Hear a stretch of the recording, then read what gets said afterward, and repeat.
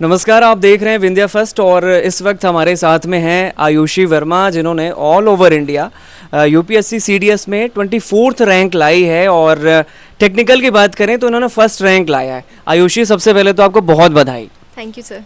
और अभी तो आपके पास बहुत सारे कॉल्स आ रहे होंगे, मैसेजेस आ रहे होंगे, कैसा लग रहा है? अच्छा लग रहा है बट मैं अपने लिए ये सारी चीज़ें एक्सपेक्ट नहीं करती हूँ। It's better for my parents I would say, क्योंकि मुझे इस चीज़ का अच्छा लग रहा है कि पेरेंट्स को इतना सारा सम्मान मिल रहा है, तो that's the best thing for me. पूरे विंध्य के लिए एक बड़ा प्राउड मोमेंट है और आप हमारे विंध्य की बेटी हैं। तो जब भी आपका रिजल्ट आया तो मम्मी और पापा के द्वारा क्या कुछ आशीर्वाद दिया उन्होंने? खुशी तो बहुत ज़्यादा थी, और क्योंकि टेक्निकल एंट्री में AIR 1 थी तो पापा बहुत ज़्यादा खुश हो गए कि wow finally you have scored good marks in SSB also, क्योंकि टेक्निकल में सिर्फ SSB का वेटेज रहता है। और मेरे 24 रैंक आने का रीज़न ये भी था क्योंकि मेरे SSB में उतने अच्छे मार्क्स नहीं आए थे, but this time I secured good marks और अच्छी रैंक भी आई, तो मम्मी पापा ही दोनों बहुत खुश थे। भाई भी बहुत खुश था क्योंकि भैया was also a defence aspirant, recommended candidate, but unfortunately medical out, so he was happy that finally उसके ड्रीम्स अब मैं परस्यू करूँगी। ओके, सो मैं आपसे जानना चाहूँगा कि कब से आप तैयारी कर रही हैं और कौन सा अटेम्प्ट था आपका? मैं ग्रेजुएशन के बाद से ही तैयारी करना चालू कर दी थी, क्योंकि CDS और FCAT 2 एग्ज़ाम्स हैं, तो एग्ज़ाम्स की बेसिक तैयारी तो मुझे करनी पड़ती है। Apart from that technical entries थी, बट मैं प्रेफरेंस ज़्यादा देती थी CDS और FCAT को, क्योंकि मुझे नॉन टेक सर्विसेज में जाना था। और ये मेरा 11th अटेम्प्ट था SSB का, इंक्लूडिंग CDS की, FCAT की और 2 टेक्निकल एंट्रीज़। यानी 11वीं बार में आपको सफलता मिली और आपने हार नहीं माना। अच्छा, इस स्ट्रेटजी की अगर हम बात करें, आपका क्या शेड्यूल होता था, कैसे तैयारी करती थी आप? अगर मैं स्केड्यूल की बात करूँ तो ऐसा रहता है, it's all about your personality, कैसे आपकी पर्सनालिटी रहती है, और आपकी पर्सनालिटी आपकी डेली लाइफस्टाइल से डिफाइन होती है। So starting from the day, how the day starts की, ये कहते हैं ना कि आपका सबसे पहला काम होता है कि अपनी बेडशीट को वापस लगाओ, ठीक है, व्हेन यू वेक अप। सबसे पहला काम कि आप सब कुछ ऑर्गेनाइज रखो, सुबह उठो, रनिंग पे जाओ, जो भी एक्सरसाइज करनी है थोड़ी बहुत वो करो। Then I go for newspaper. मैं न्यूज़पेपर रीडिंग हर दिन करती थी, उससे मैं करंट अफेयर्स के बारे में काफ़ी अवेयर रहती थी। तो ये बेसिक चीज़ें होती हैं, क्योंकि इंटरनेशनल रिलेशन को बहुत ज़्यादा इंपॉर्टेंस दी जाती है जब आप ग्रुप डिस्कशन करते हो, अपने पर्सपेक्टिव देते हो, और काफ़ी अच्छे पर्सपेक्टिव मिल भी जाते हैं। और मैं काफ़ी न्यूज़ चैनल्स भी फॉलो करती थी। Then I go on to like studying my own, जो भी सब्जेक्ट्स वगैरह रहते थे। देन कुछ करंट अफेयर्स की मैगजीन, और बाकी दोस्तों से मिलना मैंने कभी नहीं छोड़ा। उनसे मिलना, उनसे इंटरेक्ट करना एक पार्ट होता है पर्सनैलिटी डेवलपमेंट का। सोशलेबल कैरेक्टर वो डेवलप होता है, वैसा एटीट्यूड आप रखते हो। और स्पोर्ट्स खेलना भी मैंने कभी नहीं छोड़ा, क्योंकि उससे फिटनेस भी रहती है, प्लस आप जब लोगों से मिलते हो ग्राउंड में और उनसे बात करते हो, उनके पर्सपेक्टिव जानते हो, तो वो सारी चीज़ें दिमाग जिस तरीके से खोलती, मुझे नहीं लगता आप दिन भर बैठ के एक रूम में पढ़ाई करो तो आप वैसे दिमाग खोल सकते हो। अच्छा, मैं आपसे जानना चाहूँगा कि अभी हमारा जो यूथ है वो बहुत ज़्यादा सोशल मीडिया में अपना टाइम देता है। तो आपने इतनी बड़ी तैयारी की और उसमें आप सफल भी हुई।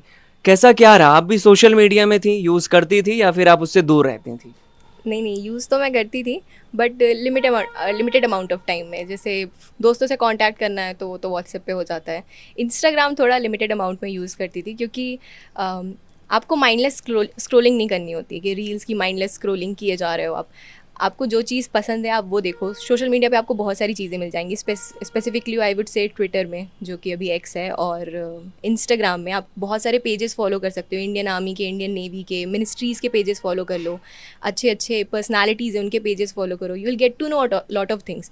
और अपार्ट फ्रॉम सोशल मीडिया आपको बहुत सारी चीज़ें मिल जाएंगी। इवन इफ कोई मूवीज़ या सीरीज़ भी देखता है, उसकी वोकैब अच्छी होगी, उसका पावर ऑफ एक्सप्रेशन अच्छा होगा। तो ओवरऑल पर्सनालिटी डेवलप करने के लिए आपको हर चीज़ में एक्टिव रहना पड़ता है, बट स्टिल थोड़ा माइंडफुल होके। ओके, सो सीडीएस में जाने का कब ऐसा लगा कि मुझे सेना में जाना है? क्योंकि मोस्टली ऐसा होता है कि लड़कियों का जो एक ड्रीम होता है वो डॉक्टर बनना है, इंजीनियर बनना है, लेकिन थोड़ा सा ये देखा गया कि सेना में लड़कियां कम जाना चाहती हैं। तो आपको प्रेरणा कहाँ से मिली? इट वुड बी कि जब मैं छोटी थी उस टाइम पे मैंने स्क्वाड्रन लीडर अवनी चतुर्वेदी को देखा था, that she was the first female fighter pilot of India, one of the first female fighter pilot, of course 2 were other. And वहाँ से मुझे उनको देख के ऐसा लगा कि this uniform is very good यार, this will suit me, something like that, कि I want to wear this uniform with that accountability and responsibility, of course, fancy dress competition के लिए नहीं. So I started to like go through all the things कि army में क्या रहता है, air force में क्या रहता है, एग्ज़ाम्स कैसे देना है और कैसी कैसी रिस्पॉन्सिबिलिटीज़ रहती हैं, चैलेंजेस रहते हैं, ट्रेनिंग कैसी होती है. तो ये सब चीज़ें जान के मुझे ऐसा लगा कि this is what I want to do actually.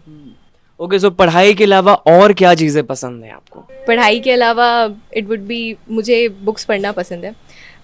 अभी ऐसे नहीं बोलूँगी कि फ़िक्शनल या फिर नॉन फ़िक्शनल पढ़ती हूँ. अभी तो मैं यूजुअली एजुकेशन से रिलेटेड बुक्स ज़्यादा पढ़ती हूँ, तो वो सारी चीज़ें. न्यूज़पेपर रीडिंग पसंद है मुझे, और अपार्ट फ्रॉम दैट कुकिंग पसंद है मुझे, जो कि मैं as a recreational activity follow करती हूँ.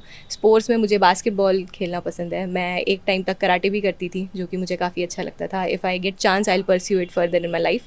तो बट बाकी ऐसा है कि मेरे दोस्त जो भी खेल रहे हों, I will go and indulge with them. So कोई ऐसा मैसेज जो आप यूथ को देना चाहती हो, और जो हमारे विंद की जो लड़कियां हैं उन्हें अगर कोई मैसेज देना चाहती हैं तो क्या क्या देंगे आप? मैसेज इन पर्टिकुलर मैं यही देना चाहूँगी कि life is all about learning. तो if you want to grow you have to keep learning. जो भी इंटरेस्ट है, जो भी डिज़ायर्स हैं, उनको फॉलो करो, उनको टाइम दो, क्योंकि दिन में बहुत टाइम होता है. जो भी है माइंडफुली पूरे दिन को यूज़ करो और अपने हर आवर को प्रोडक्टिव बनाओ. तो यहाँ पे आपने जाना कि किस तरीके से इन्होंने संघर्ष किया और 11th यानी कि 11वीं बार में इन्हें सफलता हासिल हुई, और कहीं ना कहीं हमें ये सीखने को मिलता है कि कभी ज़िंदगी में हार नहीं माननी चाहिए.